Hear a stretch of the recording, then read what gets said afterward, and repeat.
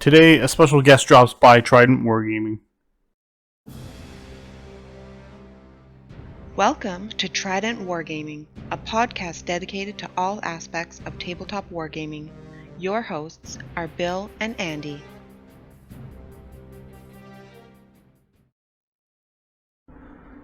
Hey everybody, welcome back to Trident Wargaming. I'm your host Bill.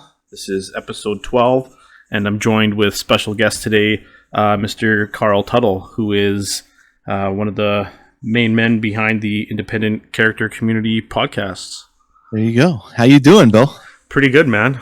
Pretty good. So episode 12, you guys are in the double digits. Yeah, we're finally breaking into it, which is nice.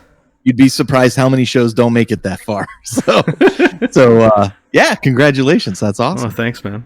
I found by, around, we've done over 200 episodes now, but I found by it took us 10 episodes, 12 episodes to really figure out what the heck we were doing, So, I'm sure you've changed, as you've done it, you've found that your voice has changed. What you guys are talking about has probably changed from your first episode, from what you even intended initially, but yeah, at least that was for us. It definitely evolves as you go, for sure. Yeah. So I just, I guess to start things off, I just, for those of you guys who don't know, Carl, he has the IC community podcast and the big Facebook page, and they've been, you just heard, been slamming out episodes for quite some time now. Yeah, over 10 years. Over 10 years. Yeah. That's amazing. So it's been a long journey that kind of exceeded all my expectations.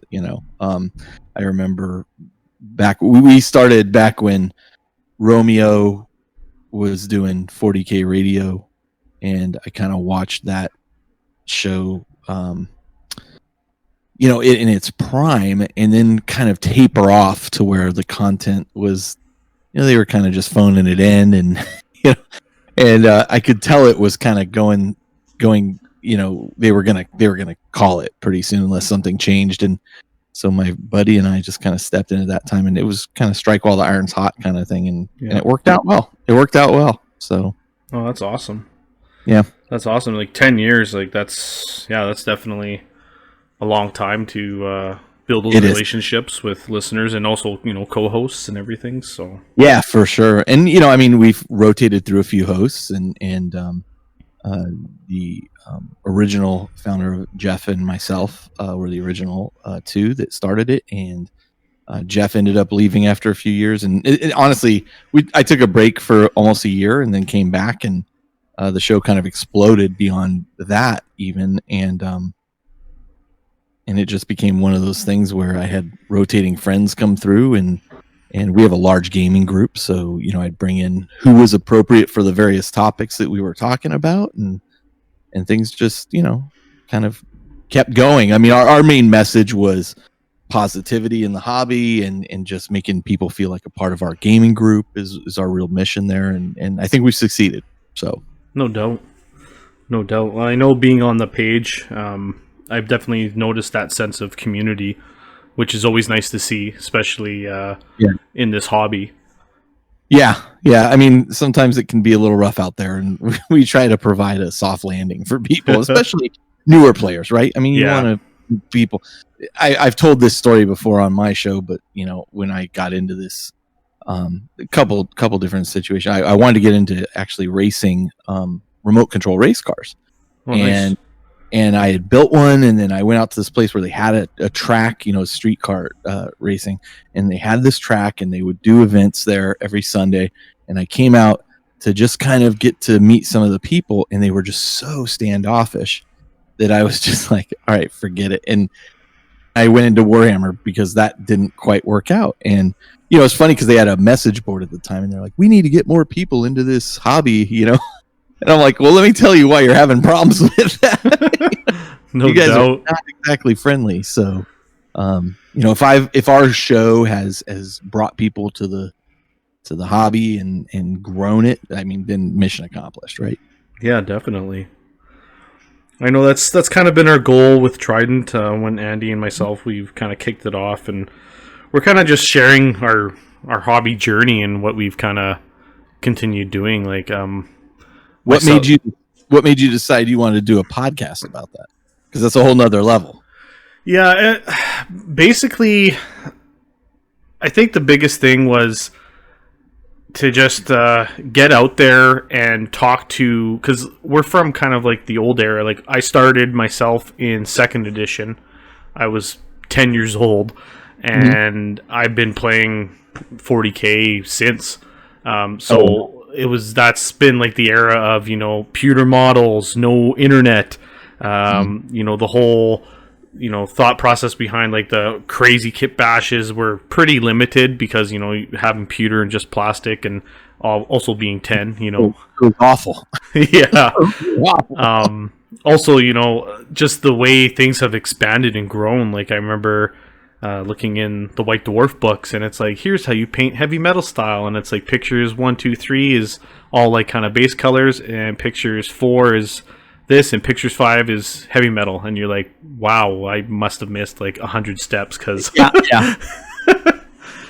yeah, for sure. So just everything I've kind of learned on the way, because now it's so easy on YouTube, Facebook, all the social media platforms, which is amazing for new players. But it's like, yeah, there's skills that you had to kind of learn on your own, or hope that some of the yeah.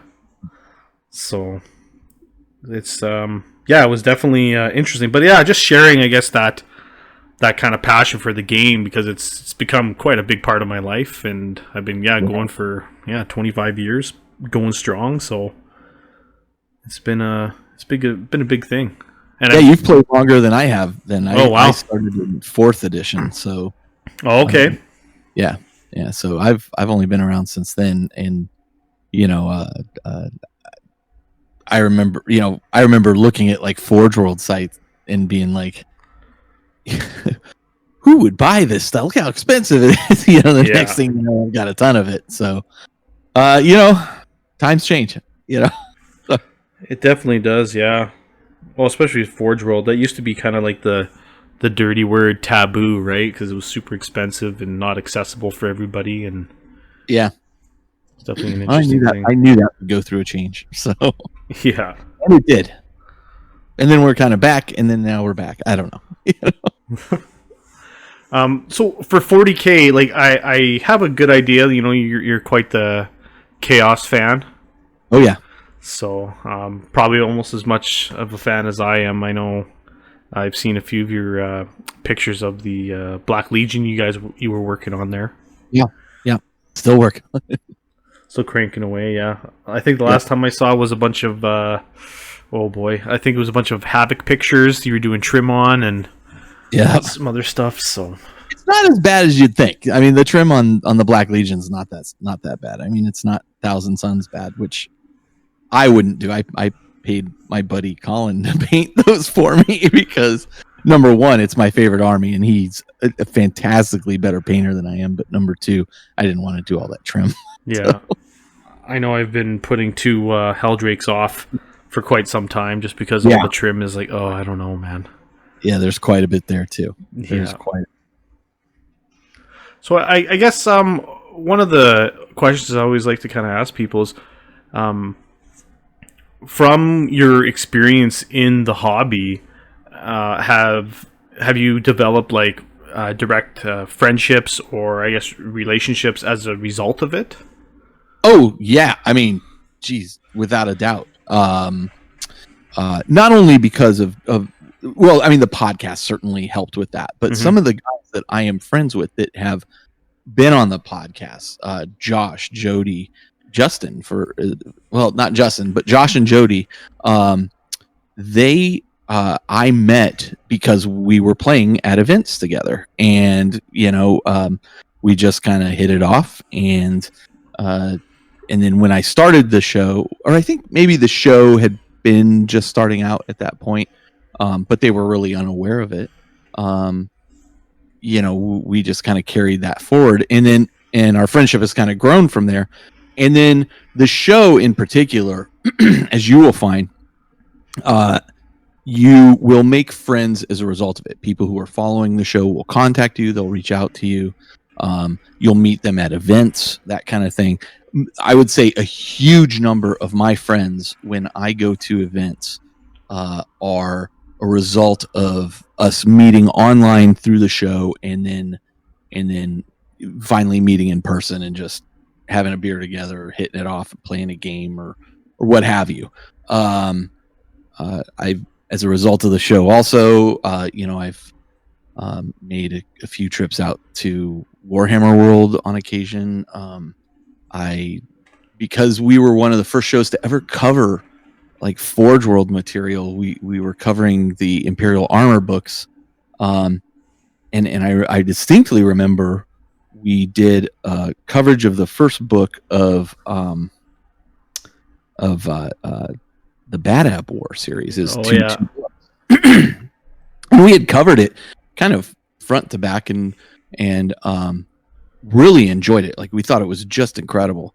And next thing I knew, I got an email from Alan Bly, who I had no clue at the time really who he was, and he said, "Hey, I heard your guys. A friend pointed me to the coverage of this book. I'm the author of the book.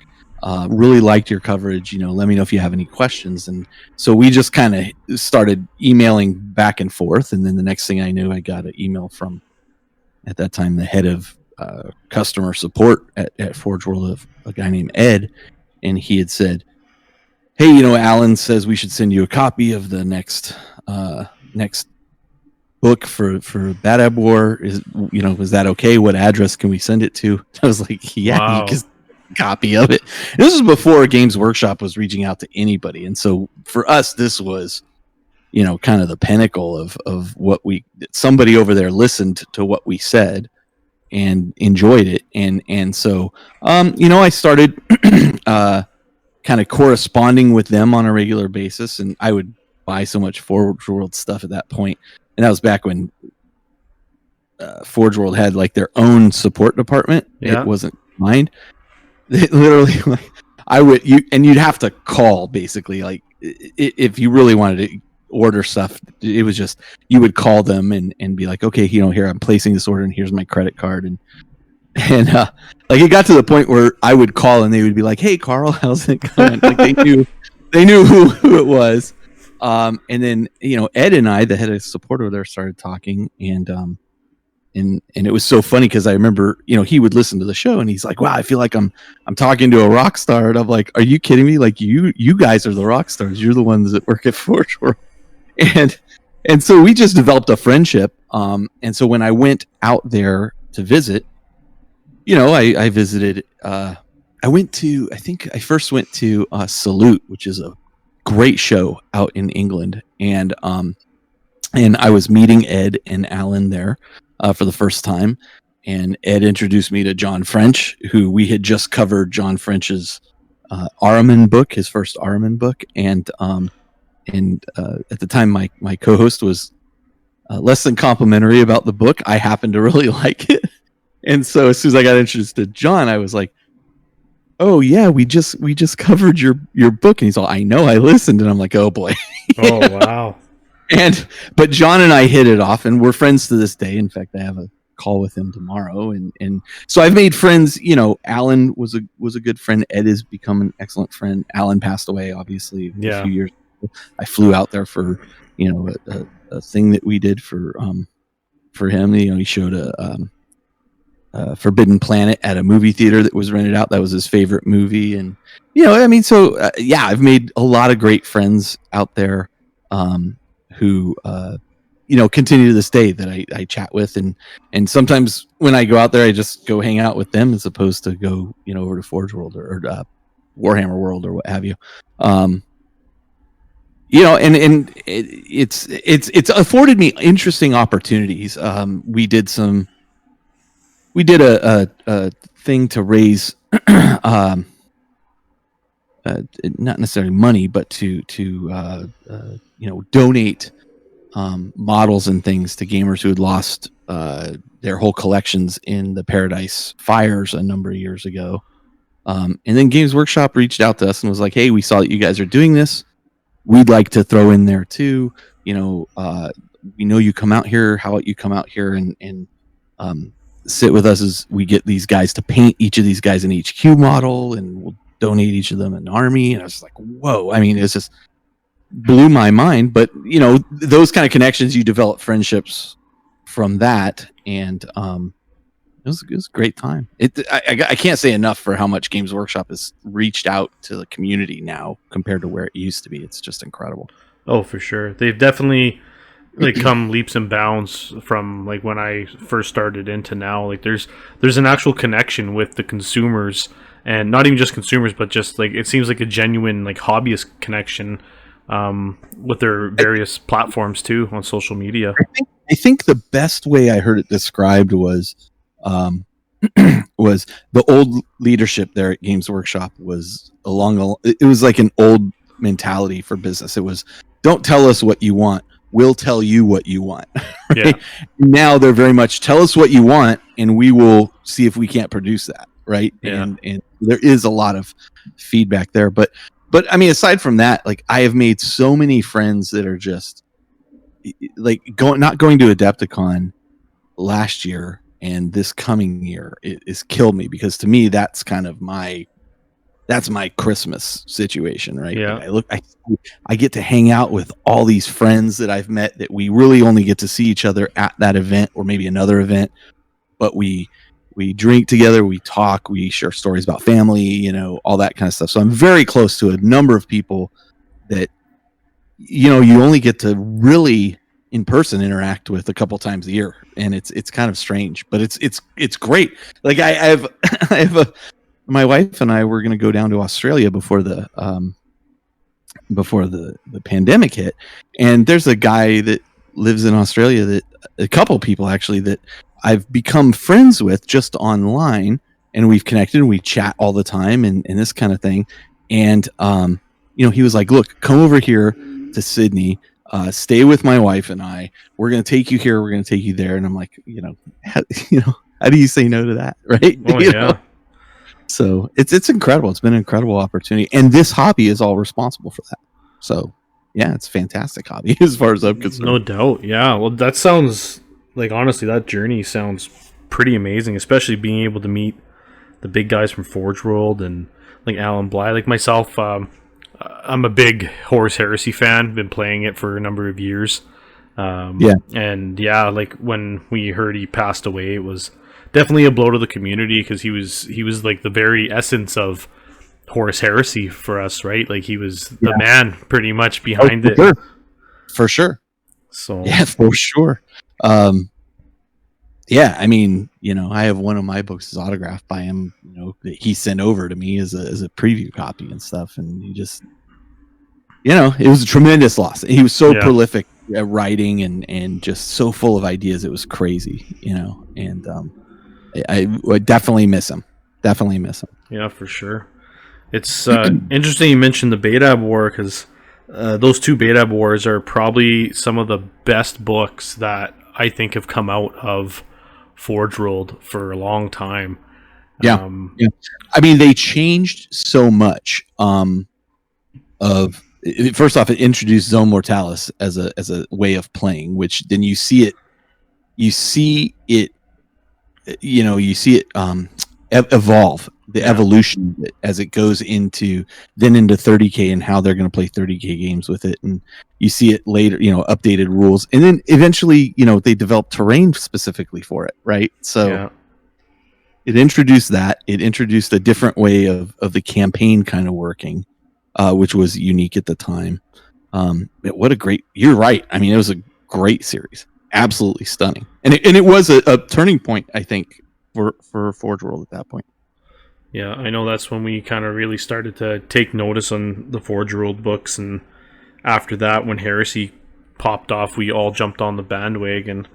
I know recently, actually, because of the 9th and the new Crusade rules and all that stuff that was coming out, we decided to do, and there was an online little thing about it, but back to Betab and Betab Brothers, and we ended up jumping into Primaris armies, but based on the Betab chapters. And like myself, I was rocking out, and I've been painting slowly, but I'm rocking out Executioners, and I know friend Dan, he has Red Scorpions, and then Another guy's looking at doing Minotaurs. We got Astro Claws, and it's wild to see the Marines evolve into the Primaris. And there's a few guys online. They're like, Primaris didn't exist in beta. I'm like, yeah, but you can't deny that they look cool in these beta chapter colors, right? Like, yeah, oh yeah, for sure, it's for sure. And those Primaris Marines are just so nice looking. They really are. Such good models. No, they definitely are. It's come a long way. One thing I've really liked about the hobby myself is just that overall sense of community, like you've mentioned, and just to touch base, I know a while back when that Mortis book came out, and you weren't able to get a copy. I know I reached out with you and arranged to get you the book. Now, thank you so much, by the way. Oh, you're totally welcome, man. You're totally welcome, because that's the kind of thing. Like that's what I like about this community is people are willing to go out and they're willing to help each other and for sure do something. But then you sent me a picture, and I was so curious to know. So inside that Mortis cover, it has for Carl Tuttle, Ed Brown, and Aaron Dembskin-Bowden. Yep. How did that come about, or how did that go down? Well, yeah, I mean, you kind of heard how I met John. Yeah. And that was, that was 6-7 years ago at this point. And, it's just, he's a family guy. I'm a family guy. We struck up a friendship that,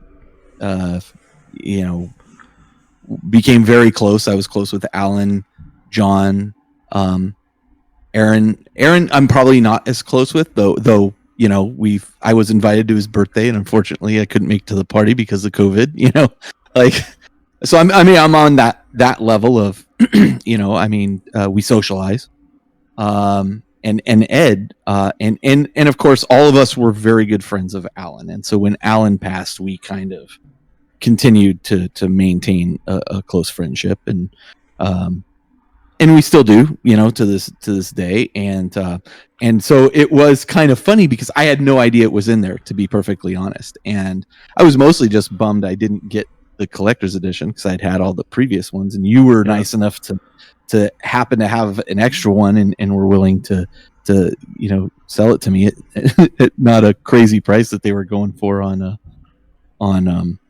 eBay. And I mean, it was literally like, if I can't have the whole collection, I don't want a part of it. So I was thinking selling off the others, and I'm like, I'll just read the paperbacks or whatever. And so then I had messaged John, because I had messaged him early on. I was like, I screwed up and I didn't get this thing. And then shortly after, I was like, somebody's offered to sell me one, so it's great.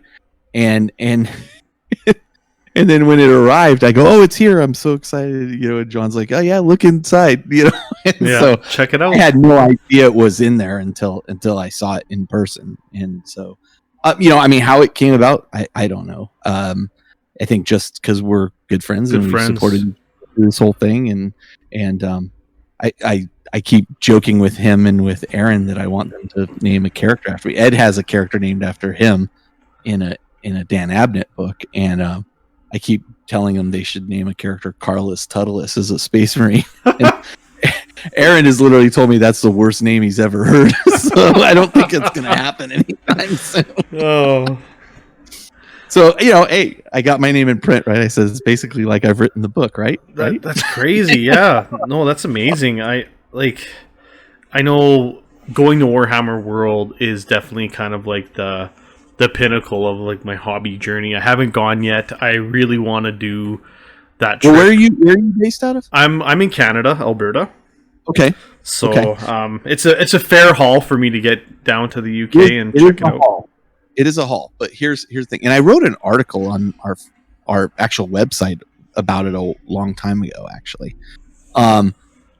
It seems so daunting, right? Yeah. Like it seems it's way over there and it's probably super expensive. And I'm not going to say it's cheap. It's not cheap, but it is affordable.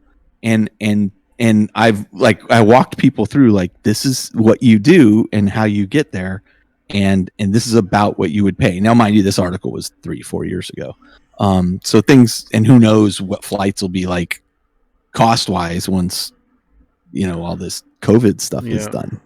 But I imagine they're going to want your business. And so, I'm telling you, it is actually very, very achievable. And like the hotel is not terribly expensive that you can stay at, and it's comfortable and it's nice. And going to Warhammer World is incredible, man. Like, it's incredible. You know, you see all these pictures of like all the museum things and all this, and I promise you, they don't do them justice. They absolutely just don't. Well, it's definitely a dream to go down there. Even with some of my like gamer friends, we've been gaming together for 20 plus years now, and yeah, I know we've always kind of talked about doing a big trip. You know, kind of just fly out there, even if it's just for a 4 or 5 day weekend. Bang out some games on those awesome tables that you see so many pictures of, right? Yeah, for sure. It's totally doable. And in fact, what ended up happening one time was I was going. I had met a friend online that we just connected, and a group of us were going. You had Blake and Ed from Life After the Cover Save, their podcast. You had Doug Johnson from Table War. And who else went? Oh, and Adon, one of my co-hosts. And what it started off as was Ed and Blake were doing they wanted to raise money to go to Adepticon, and I was going to be going out to England anyway. I was going to Salute again, and I was like, guys, you know, Adepticon's awesome. Don't get me wrong, but wouldn't you rather go to Warhammer World? And they're like, oh, that's ridiculous. It's too expensive. I go, I'm telling you, it's not. And then I kind of laid it out for them. And so they used that, money they made from the fundraiser for it to go there and produce content for their show. Right. Yeah. And so we ended up going to London. We went to the Hate Gaming Club out there. I think we went to Salute. Then we went up to Warhammer World. I mean, we had a great time. We had an absolutely great time, and it was like a group of 5 or 6 of us, and it makes it a ton of fun. I would highly recommend doing that. Oh, that's awesome! I know, actually, I do know one of the guys from the Hate Gaming Club out there, and I know, being a 30K player, like, we always wanted to kind of go and check out David Brain's setup there with the 30K channel, and there's there's so much. It seems like this massive concentration there of just awesome gaming, and like we have decent gaming here as well, like in North America, but in there it's like a whole nother level. It's just like that's like the mecca of I think tabletop. you'd be surprised, actually. It's not necessarily better, it's different. And they are often shocked at the size of things like Adepticon. When those guys from the UK come over to Adepticon, they are blown away by everything there. There is talented people on both sides of the pond there that are producing amazing content and amazing models and paints and paint jobs and ways of playing the game. It's I'm telling you, it's awesome because you get to see a different view of it. But I'm telling you, I don't think it's either better or worse. I think it's just different. And I think I'd say that. No, that is awesome. It sounds awesome. It sounds pretty legit, for real. It really is, and I'm telling you, it is completely achievable. There was a time when I was first playing 40K, and my buddy was like, "Oh, my dad has all these frequent flyer miles. Maybe we can go out to Adepticon." And that kind of fell through, and I was like, "That's all the way to Chicago. I'm never going to go that far." And next thing you know, I go to Adepticon every year. And some of it's changing, discretionary funds and that kind of thing. But if you budget correctly, it's easy to go. And if you go with a group, you guys are splitting rooms, which makes it even cheaper, right? So yeah, definitely. That's way to do it. That's always the worst nice. thing you're paying for is the flight. This is true. Yeah. I mean, a flight and then a train ride to Nottingham from London. Piece of cake. Yeah, I might have to look into it a little more. I might even just check out your article as well, just kind of get some idea. I'll send it over to you. It's at theindependentcharacters.com. Yeah, that'd be killer. Speaking of Adepticon, I've never actually gone to Adepticon. I've gone to LVO. I had the privilege of being able to host as the 30K TO for Reese a couple of years now, and it's been a lot of fun. And I hear people talk about Adepticon and that it's quite the event. So I definitely want to check that out at some point. To me, it is the best convention I've gone to, and there are good conventions out there. Nova Open. I mean, look, there's the three big ones in the U.S., right? Yeah. There's Nova Open, Las Vegas Open, and Adepticon. I will take Adepticon every time. I mean, I really love Nova Open. LVO is not quite my cup of tea, but I'm not a super competitive gamer, right?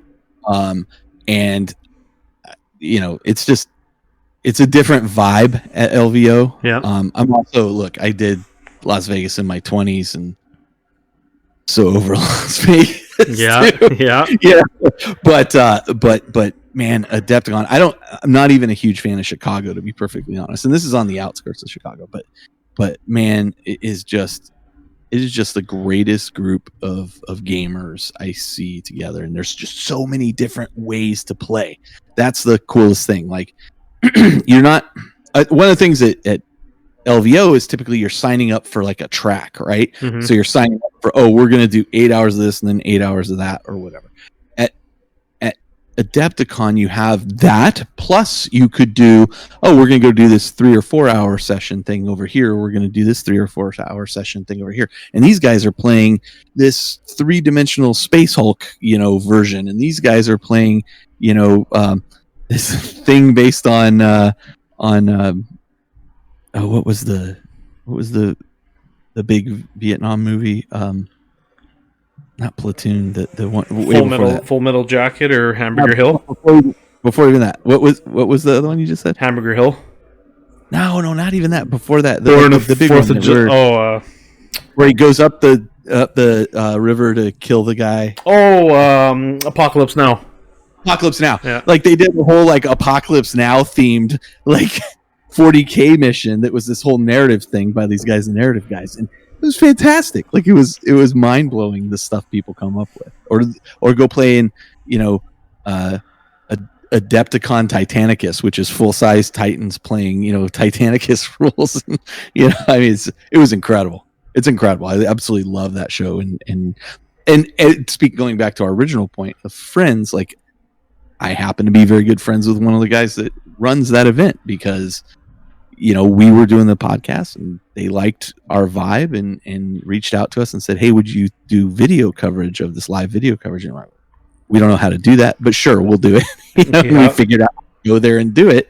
And we just became really great friends. And so to this day, we chat all the time. I was just chatting with him yesterday. So, it's such a great community. I think you hit it on the head. Like just the 40K community, as toxic as it can sometimes seem online, I truly believe that is the minority of people, and that the majority of people involved in this hobby are super welcoming and want you to talk to them, and they want to talk to you, and have fun. That's the whole point. Totally. I definitely agree with that. And I think that's kind of the double-edged sword with social media is, connected like never before, but unfortunately, sometimes the negative people, they're like dust bunnies, right? They all kind of cling together, and you're like, it just becomes this giant dust bunny online. Who would have thought that having access to all this information and people was a bad thing? But it turns out, sometimes it can be a real detriment. So yeah, that's that age-old saying, right? With great power comes great responsibility, and some people aren't that responsible. So and that's why we lean so heavily into the positive, aspect of it. And like our Facebook group, we heavily moderate it, and we have, I don't want to say rules, but we have guidelines in terms of look, think about what you're posting. If what you're posting is not in a positive, and it's not to say you can't criticize things, but constructive criticism, right? Yeah. Hey, this I didn't care for. I would have really liked it if they had done X, not this sucks. That doesn't help it. No, totally agree. And I know even on Trident here, like we've taken a stance to be as proactive and positive as we can, because Sure. like we don't want to come across as, oh, here's these just crusty guys who are extra salty and complaining, and because there's enough of that online, right? I think our last episode there about 40K, I said, what I love about 40K is all the support, all the love, all the models, all the updates. Like, it's been never as strong as it is right now. Yeah, But I agree. But I It's said insane. the thing I don't like about it is all the updates, all the jumping in, because for me, like, now, Nurgle's had a grip on our lives for so long, it's like a whole new game again. And there's like so many books dropping and stuff. I'm like, oh, like my wallet trembles, Yeah, it's hard to keep up with it. In fact, it's impossible. And it was funny because I remember a few years ago when we were kind of getting insight into it, and we were saying, oh wow, it's really come fast. And this was like back when I think 8th edition had just started hitting, and one of my friends over there was like, you haven't seen anything yet. He goes, people will not be able to keep up with it. We're just going to flood it with, your best bet is to pick one thing and stick with that one. Yeah. maybe a couple, but between Age of Sigmar, 40K, you have, Kill Team, you have, Apocalypse, you have, then in the Age of Sigmar thing, you have the I don't play it anymore. The Warcry or Warcry, and then you have the other one that's the card and board version. What the heck is that called? Underworlds. Yeah, Shadespire was, I think, that's the one. Yeah, that's what it was originally called. I don't remember what like the underlying thing is. I don't play it. That's actually not my cup of tea. Again, we talked about competitive stuff. That's designed to be competitive, and it's not really my thing. I'm not a big deck building, kind of guy. I'm more a role player type of guy. In fact, I've been doing a lot of role playing over this COVID thing as opposed to 40K, because we can't get in person to play 40K. And so, if you try to keep up with all of that, there's no way you can do it. You just can't. There's not enough time in the day for a single person to do all that stuff. Oh, no doubt. I know, like, we're into a lot of different games, like, and that's kind of been the focus with Trident too, right? Jump on these different systems. We're having monthly painting competitions between ourselves to get rid of this backlog. And it's there's Blood Bowl, Titanicus. I just finished my Necromunda Orlok build. I've got a out of production 4x4 Forge World Zone Mortalis board I got to do, and I'm building like a plastic one just because I'm a sponge for punishment. And yeah, I have a 4x8 set of Zone Mortalis tiles from Forge World. They went unpainted for so long until finally I got Brian Harvey from the Splinter Mind podcast to I paid him to paint because these are not going to get done, and I really wanted them painted because I wanted to play on them, but I was I'm in such a deep hole on that stuff. It's I jokingly said, money got me into this situation. As God is my witness, money's going to get me out of it. So. Yeah, it's such a daunting set, right? There's so much detail and so much like just surface area to really hit, like, because it's going to reflect a lot of your games, right? Oh, for sure. But the nice thing is you don't have to hit every single detail on it, right? In fact, you don't want to. I think you want the terrain to kind of play in the background a little bit. And if you've done all the meticulous detailing, I think it can be almost distracting. You can get away without doing it, is what I would say. Yeah, no, I would agree with that for sure. Because at the end of the day, the models are the focus. The terrain is just kind of helping you tell the story. Yeah. I think you nailed it on the head. Yeah, I think you're 100% right. 100% right. So yeah, I know you kind of mentioned it before. I was going to say, like, in terms of gaming, so you said you're more of a kind of like more, I guess, casual open play versus competitive. Without a doubt. I would say we're more narrative play than open play. Like we like to have rules that frame, what we're doing. And so we're typically, narratively playing. I mean, I like to win, don't get me wrong.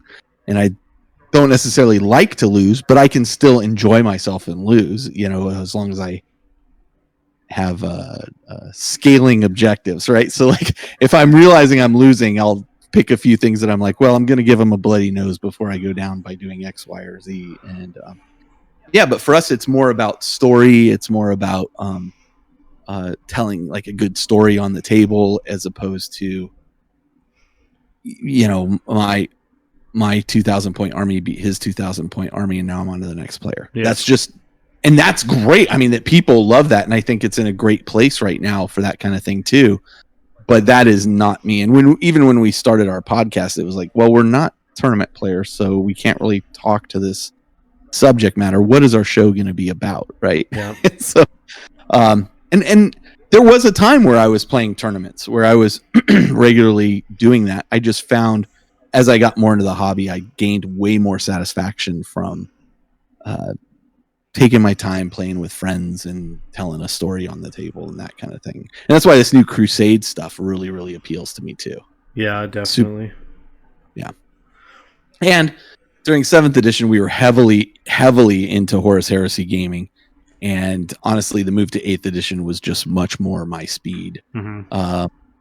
You know, and so honestly, I haven't played a game of Horus Heresy in years at this point. And I was actually looking at my Word Bearers army the other day, just going, oh, they look so sad. You know, maybe I should sell them. I don't know what I want to do with them. You know, so I'm still thinking about it.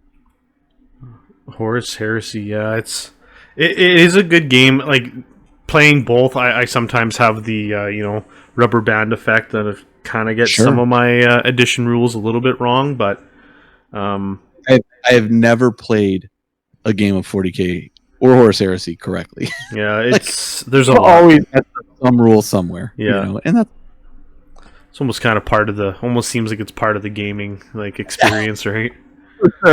For sure. I mean, you know, look, has it made a difference in a game here or there? Maybe, you know, whatever. But then we'll just play again and not worry about it. You know. Yeah. I know. So, we brought up the subject about. Specifically for Heresy gaming, but it was, you know, competitive or narrative, and there's this big divide online about it. And personally, like we don't, like, we're not hardcore whack players, but you know, we like to play strong thematic lists, and I don't like the term competitive too much. Like I like strong because, you know, like at the end of the day, we're all trying to, you know, make objectives and win, but I'm not gonna leave the game like upset if I don't win. We're still trying to pit, you know, strategies and stuff against each other. So, yeah, I think that's a good distinction you made, though, right? You know, and here's the thing: like, if you go to Adepticon or you go to Nova Open or Las Vegas Open, right? You go to the competitive event, right? Yeah. Whatever the big tournament that they hold, and what happens after the first day to players? Well, you get bumped out. You get like 50% of them drop. Yeah. Right? Because they're like, well, I didn't win. I'm out. Yeah. and it's like, okay, for me, I could come to an event, and let's say it was a 2-day narrative event, and I lose each day. I'm still playing because I'm not necessarily out. Like I'm still, you know, working for my team's objectives or what have you. And, you know, so for me, it's more rewarding. I get why people like those more you know, win-loss tie focused events. Like I totally get it. Yeah. And I totally see why people enjoy that. And again, I think you play 40K how you want to play it. Whatever floats your boat, man. I mean, there's 100 ways to play it, so go for it. You just got to find a group that enjoys playing the way you enjoy. I think that's the key. Definitely. Yeah. Playing with like-minded people is super, super important for sure. Yeah. So, anyway, that's me. No, that's awesome, man. That's awesome. Like I've listened to a couple episodes here and there on the Independent Character podcast, and you know, we've had like some chats online, but never, you know, been able to actually get in depth, and it's definitely opened like a whole different realm of questions. Just, you know, like the relationships that you've made through the hobby are just astounding, honestly. Like, yeah, that's crazy. And it's interesting with even people that I'm not close with, right, or I'm not necessarily friends with. Like I've watched them in the periphery, at events and that kind of thing, because you kind of see some of the same faces, especially in bigger events, and you see like their social circles growing and that kind of thing. So I know it's not specific to me. Like there's tons of people involved in it. It's a great hobby, man. I spent the last 15 years playing it, and it's just been nothing but productive for me. So can't recommend it enough to people. Yeah, no doubt. Yeah, well, I definitely hope that I'm able to make it to Adepticon, and at some point, I don't know if next year's going to happen for me, but just with how everything's going. Save now. Save now, make it happen, yeah. Start saving now and make it happen. You will not be disappointed. I promise that. It's going to be incredible. Everybody's going to be so excited to be back. I mean, I don't know. We'll see what the situation looks like, health-wise and that kind of thing. But everywhere I travel these days, I carry with me a homemade medical kit that has all kinds of, flu medication and every Motrin, everything in it, just in case I get sick or something, so I can take care of myself. But yeah, I mean, I think if we're all careful, it'll be a great event. Yeah. And by then, we'll all be vaccinated, so hopefully that's helped out a lot. Yeah, it should help curb a lot of the issues, right? Like between that and obviously, everyone kind of getting a refresher on, just conducting yourself in public. I think it should be a big thing. For sure, yeah. Well, I get my second shot Tuesday, so we'll see how it goes after that. Oh, nice. That would be awesome. Well, listen, thank you so much for letting me join you, man. This has been absolutely, this has been great. And thank you again for selling the book to me. You saved my collection. Oh, hey. You literally saved my collection, man. No problem. Like, thanks again for definitely jumping on and just chatting with me on here. And yeah, I was more than happy to help. Like, the whole story behind it was, a guy in the UK helped me out, paid it forward. He didn't charge me any extra for the book, just what it cost and shipping. And he just said, hey, when you get a chance, do the same. And when I saw that you didn't get the book, and I did so happen to have an extra, I just was like, you know what, this is it. This is my chance to pay it forward and kind of roll it out. So super nice of you, man. And you know what? If I get a chance, I'll pay it forward too. So, there you go. Keep it going. That's right. Yeah, definitely. Like a line at Starbucks. Yeah, no doubt. Well, yeah, just, for everyone listening, if you get a chance, definitely check out the Independent Characters Community Facebook page and on their podcast as well, independentcharacters.com. And again, thank you so much for joining me, Carl. I really appreciate it. Anytime, man. You take care. You too.